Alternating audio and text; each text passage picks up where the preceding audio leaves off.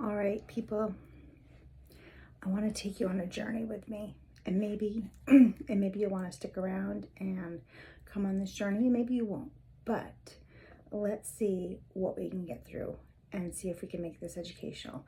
I want to try to keep each part to about 10 minutes because there's going to be a few of them, and let's see what we're going to talk about.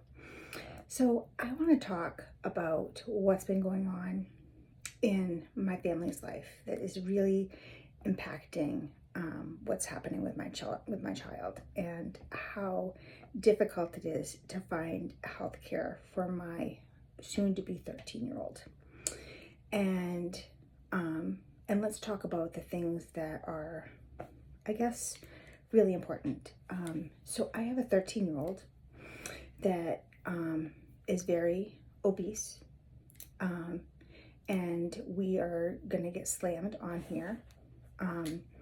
But this series is meant to provide insight. I know there are other families out there struggling. I can't be the only parent out there. My husband and I talk about this relentlessly. We cannot be the only parents in this situation. So let's start from the beginning, okay? And we'll take it day by day. So I have a 13-year-old, and my child has been obese since he was a wee child, 2-year-old, off the charts, no matter what, always hungry, couldn't satisfy him. And then in conjunction with that, had behavioral issues. So when he didn't get what he wanted to be fed, had behavioral issues that were just over the top. Horrible tantrums. Now, before people come at me and say, it's parenting, it's all of that, you can come at me and say it was terrible parenting. I didn't think that it was. We are well-educated people. We did everything we could in our power, but we're talking about tantrums that, we felt like we didn't know where to go to as parents. We didn't know where to turn. And we did the very best we could. But we're talking about a child, when he did not get the food he wanted, would resort to drastic tantrums. And his growth chart just spiked, and we never let up. So like an ordinary growth chart, you have these spikes, and then you have dips where they come down, and then you have spikes and dips where they come down. His never did that. Never once in all of his years did it do that.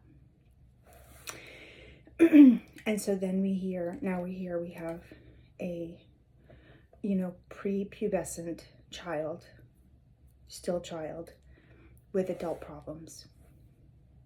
And what am I going to do? What do I do as a parent? Where do I turn?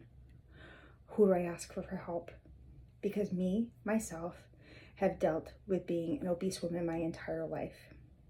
So I know the ridicule that is out there. I've dealt with it for all of my life.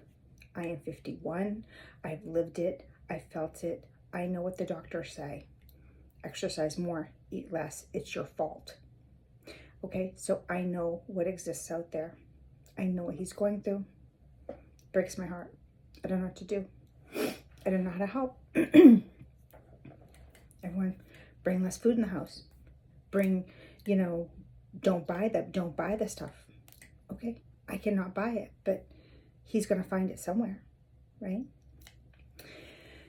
So we're faced with these challenges of how to help a child, and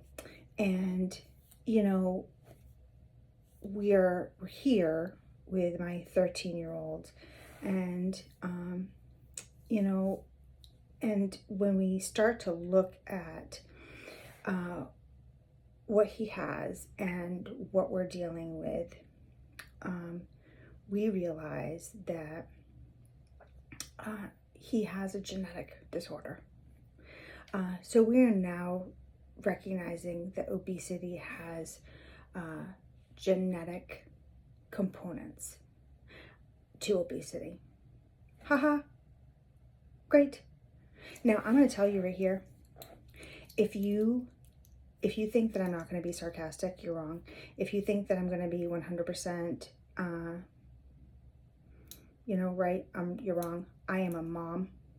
This is not based, I'm a mom. I'm not a doctor. I'm nothing.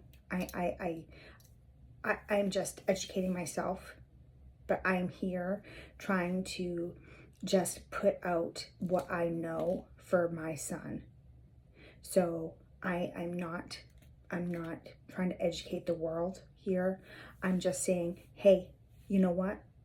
Obesity and people who are quote unquote fat, guess what? Guess what? Genetics play a part in this now. Whoa. Whoa, world. Whoa, world. Guess what? We're not closet eaters. We don't snack on ho-hos 24 fucking 7. Okay? Like everybody thought we did. So this is the journey I want to take you guys on. I want to take you on this journey. So if you want to go on this journey of how we recognized that, hey, guess what? What we knew all along was, hey, genetics.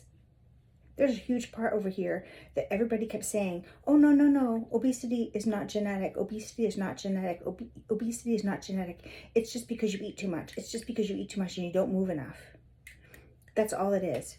If you just ate less, if you just ate more salads and you did 14 miles on the treadmill, you could be 130 pounds. That's all it is. That's all it is. Like, right? So guess what? Myth busted. Myth is busted. We have genetics at play over here. We have metabolic dysfunction at play here. And we have it proven. Okay? We have it proven. So if you want to come on my journey with how we have discovered that in this family, great. Come along for this journey. And then I'll tell you how the insurance company decides that it wants to offer this much help. This much help. This. 0. Why? Because he's 13 and I don't qualify for anything. So my husband and I both work full time, pay into insurance, and we get covered with nothing. Because why? Because obesity is still seen as a cosmetic issue and not one that is still a disease of being a diabetic, heart disease, anything else. I need to just eat more salads and move more, and that's all I need to tell my 13-year-old to do. So if I do that, everyone will be fine. So my insurance company says it'll offer me this much help. 0. And I have no way of providing that to my son.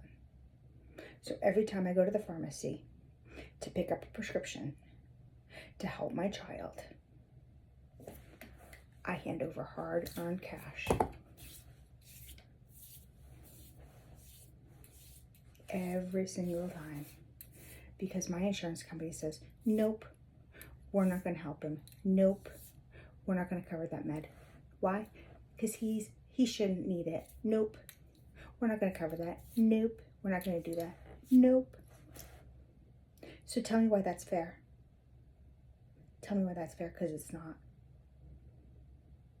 And this is our battle. And this is my journey. This is my journey today. This has been my journey for the last couple of years. And this will be my fight. So if you want to listen to this multi-part series on how we're going to deal with a genetic component that is a melanocortin 4 receptor dysfunction, how we're going to figure out and navigate a healthcare system that is completely against us, how we're going to advocate for a child, and how we're going to hopefully get him the help we need through advocacy. Step on up and join this journey with me. And I hope you will, because I know that we cannot be the only family that's dealing with this right now.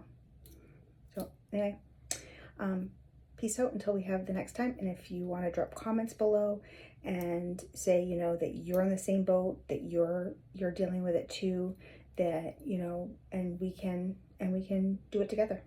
So hope we can fight this battle together.